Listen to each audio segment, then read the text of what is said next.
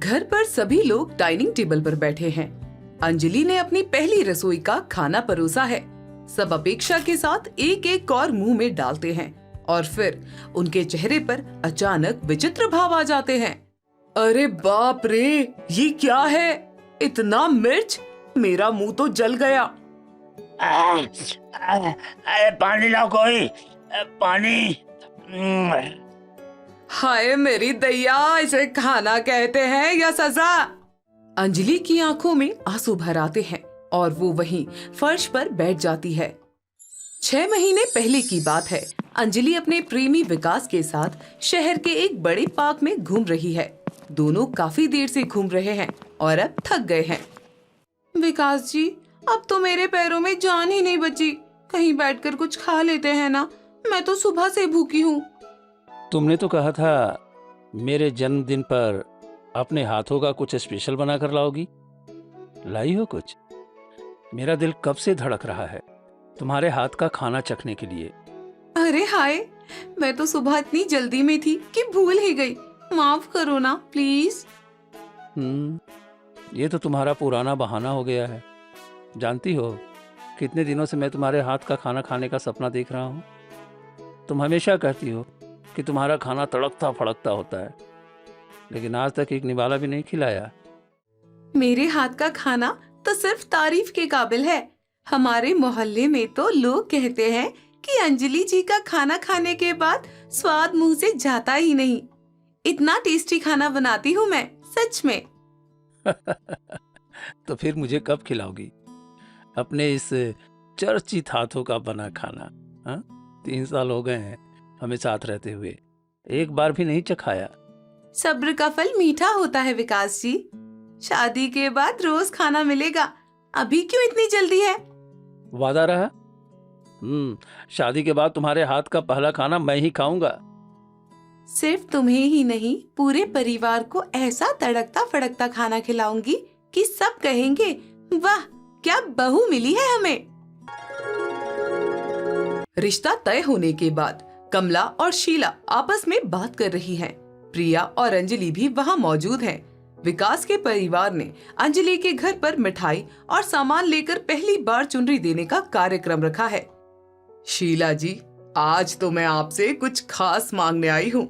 आपकी बेटी के हाथों का बना कोई स्वादिष्ट व्यंजन। मेरा बेटा विकास तो दिन रात अंजलि के हाथ के खाने की ही धुन लगाए रहता है। कहता है कि माँ, एक बार अंजलि के हाथ का खाना खाओगी ना तो जन्नत का स्वाद मिल जाएगा।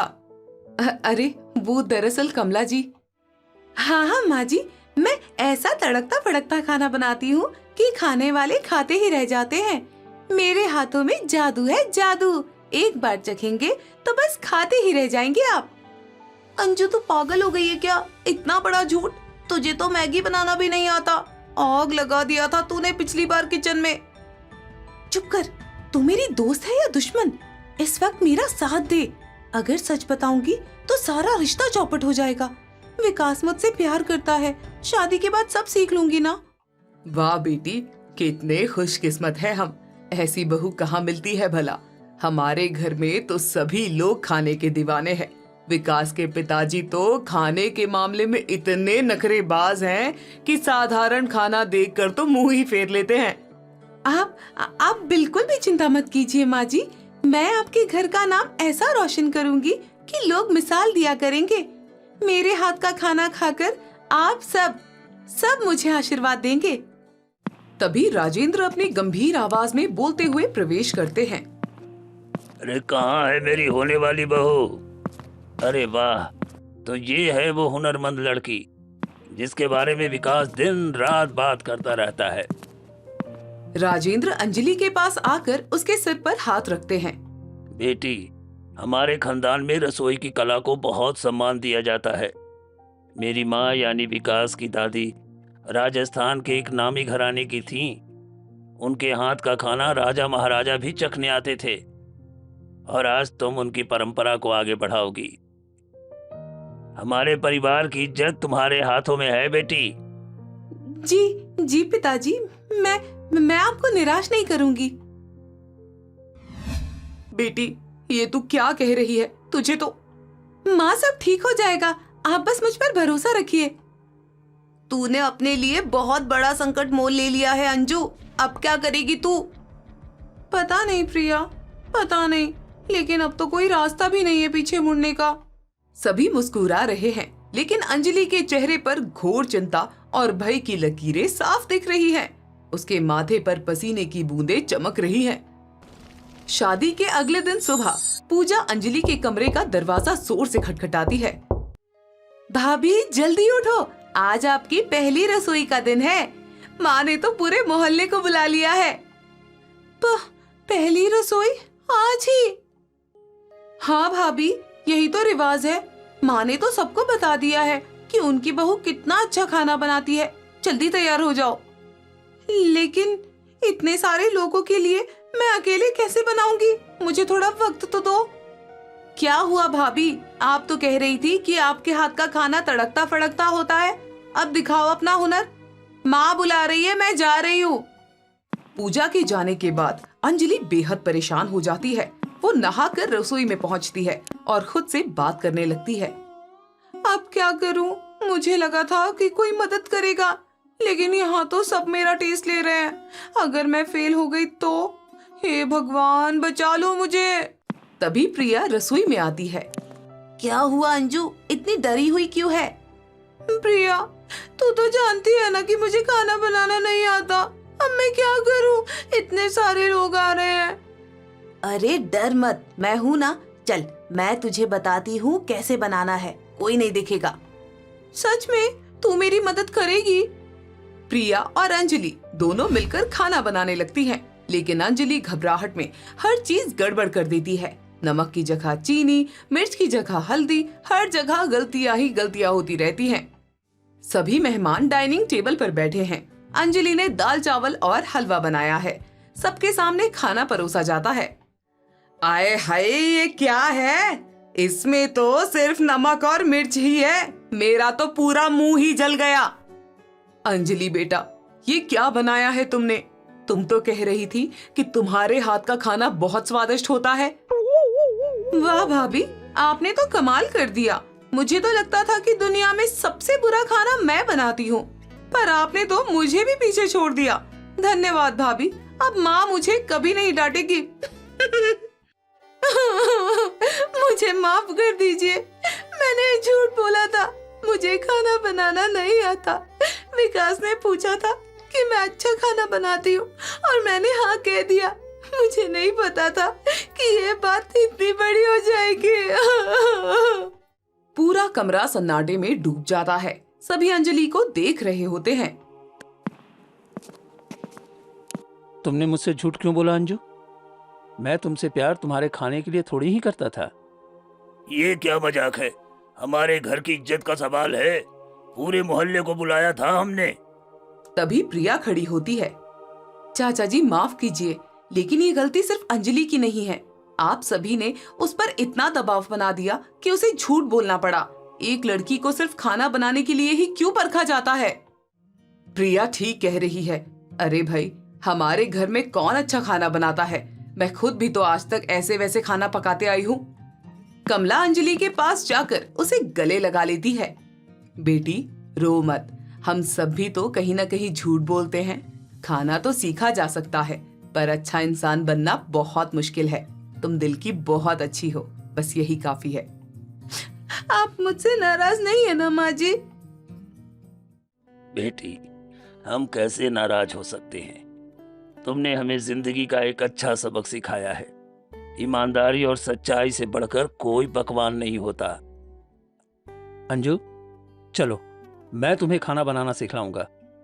तुम्हें पता है, मैं कॉलेज में कुकिंग क्लासेस में भी जाता था। क्या? हाँ, ये मेरा शौक है, पर मैंने कभी किसी को नहीं बताया, क्योंकि लोग क्या कहेंगे यही सोचता था। वाह भैया, आप तो छुपे रुस्तम निकले। सभी हंसने लगते हैं। तनाव का माहौल खत्म हो जाता है। चलो भाई, आज का खाना मैं मंगवाती हूँ रेस्टोरेंट से, और कल से विकास और अंजलि दोनों मिलकर हमें तड़कता फड़कता खाना खिलाएंगे। धन्यवाद आप सबका। मैं वादा करती हूँ जल्द ही आप सबको अपने हाथ का सच में तड़कता फड़कता खाना खिलाऊंगी। इस घटना के बाद अंजलि और विकास रोज साथ मिलकर खाना बनाने लगते हैं। धीरे धीरे अंजलि एक अच्छी रसोइया बन जाती है।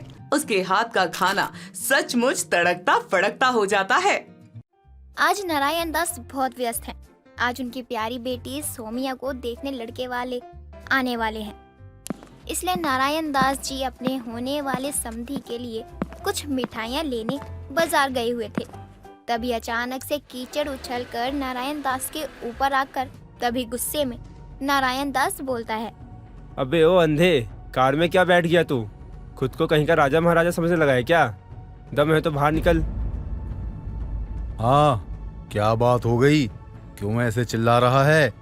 और तुम जैसे गरीब लोगों के कपड़े गंदे हो गए हों तो क्या फर्क पड़ जाता है? ये लो पैसे और नए कपड़े खरीद लेना। आज बहुत खुशी का दिन है, लड़ाई नहीं करना चाहता हूँ मैं किसी से भी। अबे भिखारी होगा तू, गरीब होगा तू, कार में बैठने से कोई अमीर नहीं बन जाता। अभी ये पत्थर उठाकर कार के शीशे पे मार दूं ना तो अभी गरीब हो जाएगा। दोनों के बीच घमासान युद्ध होता है। कुछ देर बाद भूषण नारायण दास के घर जैसे ही पहुंचता है तभी नारायण दास गुस्से में बोलता है, तू यहाँ कैसे आ गया? आखिर कार वाला इंसान रास्ता कैसे भूल सकता है? अरे चल निकल यहाँ से। हम बदतमीज लोगों को वैसे भी घर में नहीं घुसने देते। मतलब तुम नारायण दास हो? अरे भाई साहब, माफ कर दीजिए मुझे पता नहीं था कि आप ही नारायण दास हैं। मैं भूषण, आपकी बेटी का रिश्ता अपने बेटे के साथ करने के लिए आया था। हाँ भेजा तो था, लेकिन अब मेरा कोई इरादा नहीं है तुम्हारे घर में अपनी बेटी की शादी करवाने का। मैं अपनी बेटी को जिंदगी भर कुंवारा रख लूंगा, लेकिन तुझ जैसे बदतमीज से घर में कभी नहीं करवाऊंगा। अरे भाई साहब, मैं माफी मांग तो रहा हूँ, लेकिन आप हो कि अपनी अकड़ के आगे कुछ देख ही नहीं रहे हो। अगर आपको नहीं करवानी शादी अपनी बेटी की तो मैं भी अपने बेटे को सारी उम्र कुंवारा रखूंगा, लेकिन आपकी बेटी से शादी नहीं करवाऊंगा उसकी। दोनों फिर से झगड़ा करके वहाँ से चले जाते हैं। कुछ दिनों बाद कार्तिक, जो इस कहानी का हीरो है, और सौम्या हीरोइन है, तो आइए देखते हैं कि क्या बात करते हैं दोनों। सौम्या, मुझे क्या लगता है कि हम दोनों पिताजी को मनाने में कहीं फेल ना हो जाए। मैं तो तुम्हारे बिना रह भी नहीं पाऊंगा। हाँ, तुम सोच तो कुछ भी नहीं सकते हो, लेकिन बोल तो बहुत कुछ देते हो। अगर तुमसे अच्छा नहीं बोला जाता है तो बुरा भी मत बोला करो। कितनी बार कहा है कार्तिक। और हाँ, मैं चाहती हूँ तुम जाकर मेरे पापा से बात करो। अबे पागल लड़की, शेर के मुंह के पास जाकर कह रही है कि उसके मुंह से निवाला छीन के ले आऊं। कैसे ले आऊं? करनी ही पड़ेगी, वरना सोच लो, मैं और तुम कभी एक नहीं हो सकते। तो जैसा कहा है ना मैंने, बिल्कुल वैसा ही करो। सौम्या की बात सुनकर कार्तिक होने वाले ससुर जी को इम्प्रेस करने को निकल पड़ता है। तो वहीं सौम्या पीछे पीछे नहीं आती, वो भी मंदिर में बैठकर पूजा करती है और भजन गा रही होती है। तभी वहाँ भूषण जी पहुँच जाते हैं और बोलते हैं, अरे वाह, कितनी मधुर आवाज है ये। आखिर लड़की कौन है? इसकी आवाज इतनी ज्यादा मधुर है, ऐसा लग रहा है कि जैसे कोई स्वर कोकिला गाना गा रही हो। इसके भजन सुन के तो मजा ही आ गया। भूषण जी खुद से बातें कर ही रहे होते हैं। तभी सौम्या भगवान जी को प्रणाम करते हुए मंदिर के बाहर निकलती है। तभी भूषण उसे रोकते हुए कहता है, बेटी जरा रुकना, मुझे तुमसे कुछ बात करनी है। क्या मैं बात कर सकता हूँ? हाँ अंकल जी, बताइए क्या बात करनी है आपको मुझसे। सौम्या इतना बोलकर भूषण के पैर छूकर आशीर्वाद लेती है और घर की तरफ निकल पड़ती है। तभी वहाँ पंडित आकर बोलता है, सच में बहुत अच्छी लड़की है। कोई भी दिखे उसे मंदिर में उसके पैर छूकर आशीर्वाद लेती है। जिस घर में भी जाएगी उस घर को स्वर्ग बना देगी। हाँ, ये बात तो आपने बिल्कुल सही कही पंडित जी। वैसे भी मैंने आज पहली बार देखा है इस लड़की को मंदिर में। मैं तो रोज आता हूँ, लेकिन कभी देखा नहीं है इसे। ये लड़की सुबह सुबह आती है, लेकिन आज इसे देर हो गई। लेकिन पूजा करना कभी नहीं भूलती। पंडित की बात सुनकर भूषण ने मन ही मन सोच लिया था कि अब घर की बहू बनेगी तो यही बनेगी, वरना और कोई नहीं। लेकिन कार्तिक का क्या हुआ, आइए जानने के लिए देखते हैं कि कार्तिक कर क्या रहा है इन दोनों पति पत्नी के बीच। अरे भाई, पागल वागल हो गया क्या? अपने घर की लक्ष्मी को मार रहा है तू। शर्म आती है कि नहीं आती तुझे? हाँ, पत्नी से कौन झगड़ा करता है? अरे तू कौन, मैं कुछ भी करूं अपनी पत्नी के साथ? तुझे इतना दर्द क्यों हो रहा है? अगर तुझे इतना दर्द हो रहा है तो ले जा इसे अपने साथ में। किसी और को हमारे झगड़े में आने का शौक नहीं है, बस तुझे ही चर्बी चढ़ी है क्या? ठीक है, मैं इन्हें अपने घर ले जा रहा हूँ, अपनी बहन बना के रखूंगा पूरी जिंदगी। अब तुमको कोई प्रॉब्लम तो नहीं है? हाँ, लेकर जाकर दिखा, अगर दम है तो मैं भी देखूं कैसे ले जाएगा तू यहाँ से इसे। तभी वहाँ से गुजर रहे नारायण दास कार्तिक की बात सुनकर बोलते हैं, अरे क्या बात हो गई? और लड़के तुम इन दोनों के बीच में क्यों बोल रहे हो? तुम्हें इतनी भी समझ नहीं है कि ये इन दोनों का आपसी मामला है? चलो दफा हो यहाँ से। अरे वो अंकल जी, इसका पति इसको बीच सड़क पे मार रहा है और आप लोग का फर्ज बनता है इस अबला नारी की मदद करे, ना कि मुंह घुमा के चले जाए। बस बस रहने दो, सभी यही बोलते हैं। जब खुद के घर में बीवी आएगी ना, तब पता चलेगा हम मर्दों का दुख, कि हम कैसे सहते हैं इन औरतों को। अरे जब हमसे सहा नहीं जाता ना, तभी हम ऐसी हरकतें करते हैं। इसलिए मेरी तरफ से भी अपनी बीवी को 2 थप्पड़ और लगा दो। अरे ये क्या हुआ? कहीं सौम्या अपने बाप की सच्चाई से अनजान तो नहीं है? अरे बेचारी सौम्या को तो पता भी नहीं है उसका बाप कितना अत्याचारी है, और ये बात कैसे बताऊं मैं उसे? क्यों सोचने लग गए ना? क्या हुआ अब? सच्चाई जानकर हवा निकल गई? अरे अंकल जी, मैं पहले भी लड़कियों की इज्जत करता था, आज भी करता हूँ और हमेशा करता रहूंगा, चाहे कुछ भी हो जाए। दुनिया मुझे कुछ भी कहे, गाली दे, ताने दे, मुझे मारे, पत्थर मारे, लेकिन कुछ भी हो जाए, मैं एक नारी को इज्जत दूंगा और देता रहूंगा। मुझे फर्क बिल्कुल भी नहीं पड़ता कि दुनिया क्या कहती है। जैसे ही कार्तिक ये बातें बोलता है, नारायण दास खुश हो जाता है और मन ही मन कार्तिक को देखकर अपने घर का दामाद बनाने का सोचता है। ऐसे ही कुछ दिन बीत जाते हैं। सौम्या हर रोज मंदिर जाती और भूषण सौम्या से मिलने जाता। एक दिन सौम्या मंदिर में बैठकर रो रही थी। तभी भूषण उससे पूछता है, क्या हुआ बेटी, कोई तकलीफ है क्या? अगर है तो मुझे बताओ, मैं तकलीफ दूर करता हूँ तुम्हारी। बताओ तो सही, आखिर तुम इतना रो क्यों रही हो? अंकल, मेरे पिताजी जबरदस्ती किसी और के साथ मेरी शादी करवा रहे हैं, जबकि मैंने उनको अपनी पसंद बता रखी है। क्यों, क्या हुआ बेटा? तुम्हें तुम्हारे पिता का लाया हुआ रिश्ता पसंद नहीं आया क्या? कोई कमी है क्या उस लड़के में? नहीं, कमी तो नहीं है, लेकिन किसी भी राह चलते लड़के से मेरी शादी करवा देंगे तो मैं क्या कर लूंगी? वैसे भी मेरी पसंद कोई और है और मैं उसके बिना नहीं जी सकती। ठीक है, तो क्या मैं तुम्हारी मदद कर सकता हूँ? वैसे तुम मुझसे एक बात झूठ बोल रही हो कि तुम किसी और से प्यार करती हो। मैंने तुम्हें बहुत बार देखा है, लेकिन आज तक किसी लड़के के साथ नहीं देखा। अंकल, मैं जिसे चाहती हूँ वो कोई इंसान नहीं, भगवान है। मैं भगवान की भक्त हूँ। सौम्या की बात सुनकर भूषण को तसल्ली हुई, क्योंकि वो तो मन ही मन सौम्या को बहू मान चुका था। तभी भूषण सौम्या से कहता है, सौम्या बेटी, मुझे अपने घर का पता दो, मैं तुम्हारे पिताजी को मनाऊंगा, तुम चिंता मत करो। सौम्या अपने घर का पता भूषण को देती है। दूसरी तरफ नारायण दास और कार्तिक की दोस्ती काफी गहरी हो गई थी। ऐसे ही एक दिन नारायण दास कार्तिक से बोलता है, कार्तिक, मुझे तुमसे कुछ कहना है। अगर तुम बुरा ना मानो तो वो क्या है ना, मेरी बेटी है। अच्छा तो सर, आपकी बेटी को भी अपने आदर्शों पे चलाना है? हो जाएगा, बताइए कब से स्टार्ट करूँ ट्रेनिंग? अरे बेवकूफ, मैं अपनी बेटी की बात कर रहा हूँ, तुम समझो अच्छे से। आखिर मैं तुमसे क्या कहना चाह रहा हूँ? मैं चाहता हूँ तुम अपने पिताजी को हमारे घर लेकर आओ, ताकि हम रिश्ते की बात कर सके।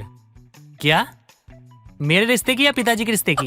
अगर पिताजी के रिश्ते की बात है तो मैं कुछ नहीं कर सकता, और हाँ, अगर मेरे रिश्ते की बात है तो मुझसे बात कर लीजिए, मैं तो यहीं खड़ा हूँ। पिताजी की क्या जरूरत है? क्या कहा तुमने? मैं तुमसे बात करूँ? ठीक है, मैं खुद ही तुम्हारे घर जाकर तुम्हारे पिताजी से बात करता हूँ। लाओ दो अपने घर का ठिकाना। नारायण दास के इतना जोर देने पर भी कार्तिक अपने घर का पता नहीं देता, लेकिन नारायण दास कार्तिक के हाथ से फोन छीन कर उन्हें बताता है और मिलने को कहता है। भूषण भी हाँ बोल देता है और नारायण दास से मिलने को चले जाते हैं। जाकर देखते हैं कि ये तो सौम्या का घर है। तभी अंदर जाकर नारायण दास को आवाज देता है, अरे घर पर कोई है क्या? नारायण दास जी, मैं भूषण, कार्तिक का पापा आया हूँ। क्या हुआ, कार्तिक ने कोई छेड़खानी की है क्या? तुमने यहाँ आने की कोशिश भी कैसे कर ली? बड़े लोग हो, निकल जाओ यहाँ से। हाँ हाँ, मुझे भी कोई शौक नहीं है यहाँ आने का, वो तो मैं कार्तिक की वजह से आ गया हूँ। अरे सौम्या बेटी, ये तुम्हारा घर है? बेटी इतनी संस्कारी है और बाप ऐसा गुंडे जैसा निकला। मैं भी यही कहूँगा, बेटा कितना सच्चा है, सबकी मदद करता है, और एक बाप है जो लुच्चा लफंगा आवारा है। अरे कार्तिक बेटा, तुम कैसे बाप के बेटे हो जिसे जरा भर भी तमीज़ नहीं है कि किससे कैसे बात करनी चाहिए? हम दोनों एक दूसरे से प्यार करते हैं। बहुत प्यार करते हैं। जैसे ही दोनों अपने प्यार का इजहार करते हैं, उनके पिता दोनों हैरानी से देखते हैं। लेकिन कुछ समय बाद दोनों की बड़े ही धूमधाम से शादी होती है। लेकिन ये क्या, दोनों समधी गले मिलकर ऐसे बातें कर रहे हैं जैसे इनमें कभी झगड़ा ही ना हुआ हो। लगता नहीं था कि इन दोनों की शादी भी हो पाएगी, लेकिन आखिरकार हो ही गई।